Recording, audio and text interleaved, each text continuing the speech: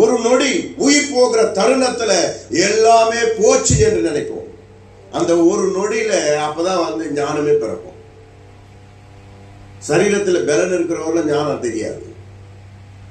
அதுதான் ஆண்டவர் சொல்றார், மூடனை இன்று இரவே உன் சரீரத்திலிருந்து உன் ஆத்மா எடுக்கப்பட்டா நீ எங்க போவாய் என்று சொல்லுகிறார். அப்ப துணிகரமான காரியங்கள் நம்ம இடத்துல இருக்கக்கூடாது. தேவையில்லாத ஆசை பாசங்கள் நம்ம இடத்துல இருக்கக்கூடாது. நாமளோ கர்த்தரால் தெரிந்து கொள்ளப்பட்ட கனமுள்ள பாத்திரமா இருக்கிறோம். நாமளோ கர்த்தரால் தெரிந்து கொள்ளப்பட்ட கனமுள்ள பாத்திரமா இருக்கிறோம்.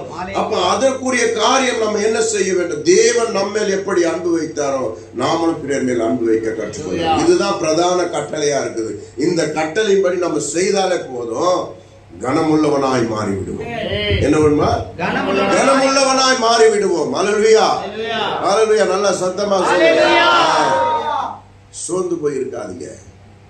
நிறைய பேர் வரல, நிறைய பேர் வேற ராஜ்யத்துக்கு போயிருக்காங்க பொழுது நம்ம தேவனுடைய ராஜ்யத்துக்கு வந்திருக்கிறோம்.